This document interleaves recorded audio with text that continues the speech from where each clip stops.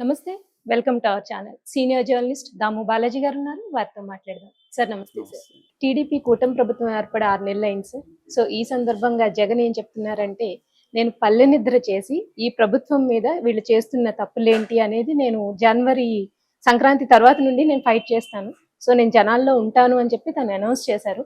So, ఈ ఈ విషయాన్ని టీడీపీ కూటమి ప్రభుత్వం ఎలా తీసుకుంటుంది? జగన్ ఒక ఆహ్, కూటమి ప్రభుత్వం మీద యుద్ధం ప్రకటించాడు. జగన్ శంఖారావం స్థారించాడు. ఇలాంటి వార్తలు వాళ్ళ సోషల్ మీడియా కానీ అవన్నీ రాస్తున్నారు. సో జగన్ కూడా గతంలో లాస్ట్ వీక్ మాట్లాడాడు. నిన్న కూడా శ్రీకాకుళం వాళ్ళ పార్టీ మీటింగ్లో మాట్లాడుతూ, సో నేను ప్రోగ్రామ్ అనౌన్స్ చేస్తున్నాను. సో జనవరి ఫెస్టివల్ అయిన తర్వాత థర్డ్ వీక్ నుంచి కూడా నేను జిల్లాలో తిరుగుతాను. ప్రతి అసెంబ్లీ నియోజకవర్గంలో 2-3 సభలు నిర్వహిస్తాము. దాని తర్వాత నేను 2 రోజుల పాటు అక్కడే పడుకుంటాను, నిద్రపోతాను. సో నిద్ర కూడా చేస్తాను. కాబట్టి నేను ప్రజల్లో ఉంటాను. ఈ ప్రభుత్వం మీద పోరాడాల్సిన సమయం ఆసన్నమైంది. ఇప్పుడు మనం ధైర్యంగా ప్రజల్లోకి వెళ్ళొచ్చు. ఎందుకంటే 6 నెలల్లో సూపర్ 6 లేదు, సూపర్ 7 లేదు. గవర్నమెంట్ ఖర్చు అన్ని రకాలుగా ఫెయిల్ అయింది. ఎడ్యుకేషన్ సెక్టర్ కంప్లీట్గా ఇదైంది. పిల్లలకి ఇస్తామన్న ప్రతి బిడ్డకి ఇస్తామన్న డబ్బులు ఇవ్వలేదు. అట్లాగే రైతులకి ఇస్తామన్న 20,000 ఇవ్వలేదు. అట్లాగే హాస్పిటల్స్ కూడా వైద్య రంగాన్ని కూడా పక్కన పెట్టారు. ఆరోగ్యశ్రీకి రావాల్సిన 2,800 కోట్లు అట్లాగే పెండింగ్లో పెట్టారు. వసతి దీవెన 11,000 అది ఇవ్వట్లేదు. తర్వాత 108, 104 సిబ్బందికి జీతాలు 4 నెలల నుంచి జీతాలు ఇవ్వట్లేదు. ఇట్లా మొత్తం సమస్యల్ని కూడా ఆయన ఏకరువు చేశాడు. సో దీంతో మనం ఇప్పుడు ధైర్యంగా పోవచ్చు. అప్పుడు మనం 99% ఇది చేసాము, హామీల్ని నెరవేర్చాము. మనం ముందే బడ్జెట్లోనే క్లియర్గా కేటాయింపు చేసి క్యాలెండర్ రిలీజ్ చేసి దాన్ని బట్టి వెళ్ళాము. ఇక్కడ అసలు బడ్జెట్లో ఏ రకమైన కేటాయింపులు కూడా చేయలేదు చంద్రబాబు నాయుడు. ఓన్లీ ఈ 6 నెలల్లో చేస్తున్నది ఏమంటే ప్రజల మీద దమనకాండ చేస్తున్నాడు. మన పార్టీ వాళ్ళని అరెస్టులు చేస్తున్నారు, కేసులు పెడుతున్నారు. ఇవి తప్ప అభివృద్ధి కానీ సంక్షేమం కానీ పక్కన పెట్టారు.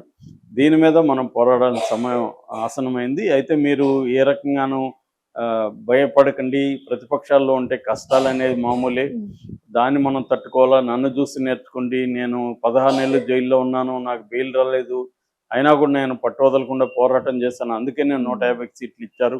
మనకు ఆల్రెడీ అప్పట్లో మనకి 50% ఓట్లు వస్తే ఇప్పుడు కూడా 40% వచ్చాయి. మనమేం ఆందోళన చెందాల్సిన అవసరం లేదు. ఈ 10% కూడా ఎందుకు జరిగిందంటే మనం పలావిస్తున్నాం, చంద్రబాబు బిర్యానీ ఇస్తానని హామీ ఇచ్చాడు. ప్రజలు కొంత బిర్యానీకి ఆశపడ్డారు. ఇప్పుడు బిర్యానీ పోయింది, పలావ్ కూడా ఇవ్వట్లేదు. సో కాబట్టి మనం పోరాడాలి అని చెప్పాడు. ముఖ్యంగా ఏంటంటే 20,000 రైతులకి ఇవ్వాలి, పెట్టుబడి ఇవ్వాలి. తర్వాత మద్దతు, వాళ్ళ ధాన్యానికి మద్దతు ధర ప్రకటించాలి, ఉచిత బీమాని పునరుద్ధరించాలి. ఇది ప్రధానంగా ఆయన డిమాండ్స్లో ఒకటి. సో అట్లాగే పవర్ బిల్స్ విపరీతంగా పెరిగిపోయినాయి. దానికి కూడా నా మీద వేస్తున్నారు. ఈ ప్రభుత్వం అసమర్థతని నా మీదకి చెప్తున్నారు. అట్లాగే ఫీజు రీయింబర్స్మెంట్ అనేది కూడా చేయట్లేదు. ఇలాగా మొత్తంగా ఈ 6 నెలల్లో కూటమి ప్రభుత్వ వైఫల్యాలు ఏవేవి ఉన్నాయి దాని మీద పోరాడాలి.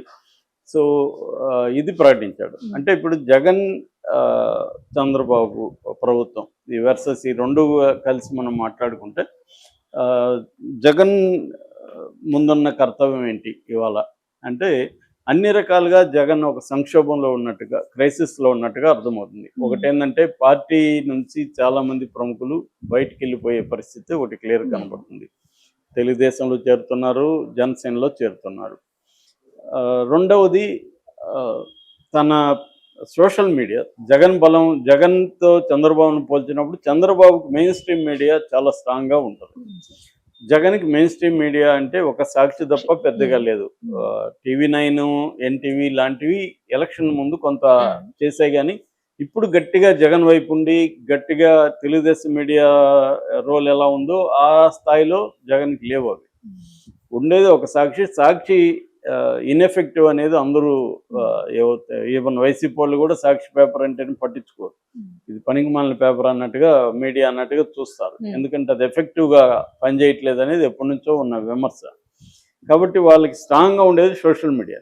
దాన్ని క్రాక్ చేయడానికి చంద్రబాబు ప్రభుత్వం ప్లాన్ చేసుకుంది.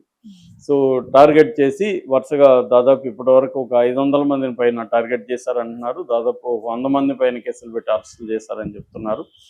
ఎప్పుడైతే పెద్ద స్థాయిలో ఉన్న వాళ్ళ మీదంతా కూడా వర రవీందర్ రెడ్డి కావచ్చు, సజ్జల భార్గవ రెడ్డి కావచ్చు, ఇంకా చాలా మంది మీద కేసులు ఉన్నాయి.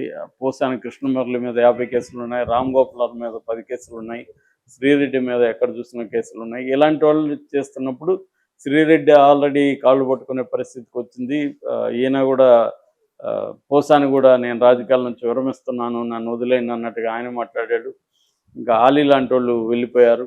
ఇంకా ఆర్జీవీ లాంటి వాళ్ళు పోరాడుతున్నారు. కానీ ఆర్జీవీ ఏమి వైసీపీ ఆయన కాదు, వైసీపీ లాయలిస్ట్ కాదు. రేపు పొద్దున జగన్ క్యాంటీకి సినిమా తీయడానికి కూడా గ్యారంటీ లేదు. ఆయనకి ఏంటంటే ఆయన సర్వైవల్కై ఆయనకి ఎవరు డబ్బులు ఒక 1 yearకి సరిపడి భత్యం ఎవరైనా ఇస్తే వాళ్ళకి నచ్చినట్టు సినిమా తీస్తాడు ఆయన. ఆయన పోయేదేం లేదు. ఎందుకంటే ఆయన సినిమాలు కూడా ఆయన తీయడు, వాళ్ళ అసిస్టెంట్లు ఎవరో తీస్తారు. సో ఈయనకి చక్కగా వాళ్ళకి పబ్లిసిటీ చేసి పెడతాడు కాబట్టి ఈయన డబ్బులు వస్తాయి. అలాగే జగన్ వైపు నుంచి ఫండ్స్ వస్తాయి. ఆయన చేశాడు. ఛానల్ కూడా నిజమనే ఒక ఛానల్ పెట్టాడు. సో ఇవన్నీ జరిగాయి. సో కాబట్టి ఆర్జీవీని మనం లెక్క వేయలేం. ఏదేమైనా వైసీపీ సోషల్ మీడియా అనేది బాగా సంక్షోభంలో ఉంది. అట్లాగే వైసీపీలో స్ట్రాంగ్గా మాట్లాడే నాయకులు చెవిరెడ్డి భాస్కర్ రెడ్డి కావచ్చు, నాయకులే కాకుండా ఫండ్స్ ఆర్గనైజర్స్, కీలకమైన వ్యక్తులు, రకరకాలుగా పార్టీ కీలకమైన వ్యక్తులందరినీ కూడా వీలుంటే వాళ్ళని బయటికి రప్పించాలి, లేదంటే వాళ్ళని నిర్వీర్యం చేయాలి, కేసుల్లోకి ఇరికిచ్చేసేయాలి వాళ్ళని. అలాగే చెవిరెడ్డి భాస్కర్ రెడ్డి మీద కావచ్చు, కొడాలి నాని అంచులు నిన్న 10 మందిని అరెస్ట్ చేశారు. ఈరోజు వల్లభనేని వంశీ బ్యాచ్ని కొంతమందిని అదుపులోకి తీసుకున్నారని ఇందాక వార్త వచ్చింది. అట్లాగే సురేష్ లాంటి వాళ్ళని జైల్లో పెట్టారు, బెయిల్ రాలేదు ఇంకా, నందిగం సురేష్ లాంటి వాళ్ళని. సో ఇలాగా కొంతమంది మీద కేసులు. రెండవది వైసీపీకి పనిచేసిన అధికారులు, వాళ్ళ మీద ఆల్రెడీ సిఐడి కేసులు పెడుతుంది. జత్వాని కేసులో కొంతమందిని కేసులు పెట్టింది. త్రిపుల్-ఆర్ రఘురామకృష్ణరాజు విషయంలో కొంతమంది కేసులు పెట్టింది. ఇలాగా మల్టీఫోల్డ్గా వాళ్ళ వైసీపీ పార్టీని నిర్వీర్యం చేసే ఒక ప్రోగ్రామ్ని చంద్రబాబు ప్రభుత్వం చేసింది. గతంలో జగన్ ఇంతకంటే ఎక్కువే చేశాడు, తెలుగుదేశం వాళ్ళని కూడా చేశాడు. ఇప్పుడు నేను ఇక్కడ మంచి చెడ్డలు మాట్లాడుతున్నాను, ఏం జరుగుతుంది చెప్తున్నా. సో దీనివల్ల జగన్కి ఏంది, పార్టీ మీద ఈ దాడుల్ని జగన్ ఎలా ఎదుర్కోవాలి అనే దగ్గర జగన్ ఫెయిల్యూర్ కనబడుతుంది. జగన్ ఫెయిల్యూర్ కారణాలు ఏంటంటే, జగన్ గతంలో అధికారం ఉన్నప్పుడు పార్టీని కానీ, కేడర్ని కానీ, ద్వితీయ శ్రేణి నాయకులను కానీ పట్టించుకోలేదు. చివరికి తన సొంత రెడ్డి సామాజిక వర్గం వాళ్ళు కూడా పట్టించుకోలేని ఆరోపణలు జగన్ ప్రభుత్వంలో ఉన్నప్పుడే వచ్చాయి. సో తనేమనుకున్నాడు, నేను డబ్బులు వేస్తున్నాను, బటన్ నొక్కి డబ్బులు వేస్తున్నాను, డైరెక్ట్ బెనిఫిషరీకి వేస్తున్నాను కాబట్టి ఆయన లెక్కేసుకున్నాడు, ఒక 4 కోట్ల మందికి నేను రకరకాల పద్ధతిలో మేలు చేస్తున్నాను కాబట్టి నాకు 4 కోట్ల మంది కనీసం 3 కోట్ల మంది ఓట్లు వేస్తారు కాబట్టి 3 కోట్లు వేసినా కూడా నేను అబ్సల్యూట్గా వస్తాను అనేది అతను ఒక విచిత్రమైన ఒక క్యాలిక్యులేషన్ వేసుకున్నాడు. అంటే ఎప్పుడు కూడా లైఫ్లో అలాగే ఉండదు, నేను నీకు డబ్బులు ఇస్తే నువ్వు నాకు కృతజ్ఞతతో ఉండదు. చాలాసార్లు డబ్బులు ఇస్తే ఎనిమిటీ కూడా వస్తుంది మనకి, సో అసూయ ఉంటుంది. రెండోది, వీడికి బాగా డబ్బులు ఉంది కదా, వీడికి ఎగ్గొడితే ఏమనుకోవచ్చు, మామూలుగా పర్సనల్ లైఫ్లోనే అలా ఉంటుంది. ఇంకా ప్రభుత్వంలో ఉన్నప్పుడు నీ బాబు సొత్తు ఇస్తున్నావా, నువ్వు 10 రూపాయలు తింటే నాకు 10 పైసలు ఇస్తున్నావు, ఇలాగా జనాలు కూడా ఎవరికేమి కృతజ్ఞత ఉండదనేది నేనేదో ఊహించి చెప్పడం కాదు. దీని మీద ఆల్రెడీ ప్రీపోల్ సర్వేలో అనేక సర్వేలు రీసెర్చ్ చేసి ఢిల్లీ బేస్డ్ ఇన్స్టిట్యూట్స్ చెప్పిన దాన్ని నేను చెప్తున్నాను. వాళ్ళు సర్వే చేసినప్పుడు కూడా జనాలు ఏం చెప్పారంటే, అవును ఇచ్చాడు, వాడు సొత్తు ఇస్తున్నాడా, జగన్ ఏమన్నా సొంత డబ్బులు ఇస్తున్నాడా అని మాట్లాడేవాళ్ళు బోల్డ్ మంది ఉన్నారు. అంటే జగన్ నుంచి లబ్ధి పొందిన వాళ్ళు కూడా జగన్కి యాంటీగా ఓట్లు వేయడం అనే కల్చర్ కనిపిస్తుంది. అదొకటి. రెండోది వాలంటీర్లు. వాలంటీర్లు ప్రజలతో దగ్గరగా ఉంటారు.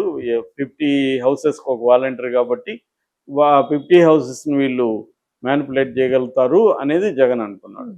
సో దీనికి విరుగుడుగా దెబ్బ కొట్టగలిగాడు ఎవరు? చంద్రబాబు. అదేంటంటే వాలంటీర్లకు 10,000 అన్నాడు. వాలంటీర్లు వ్యవస్థ జగన్‌కి యాంటీగా మారిపోయింది. తర్వాత ఈ పార్టీ ప్రజలకి నేను ఇంకా ఎక్కువ ఇస్తానన్నాడు. జగన్ 77,000 కోట్లు ఇస్తే చంద్రబాబు 1,20,000 కోట్లు హామీ ఇచ్చాడు. దాంతో ఆటోమేటిక్గా జనం ఎవడిచ్చినా వాళ్ళకి ఏముంది, ఎందుకు లాయల్గా ఉండాలి?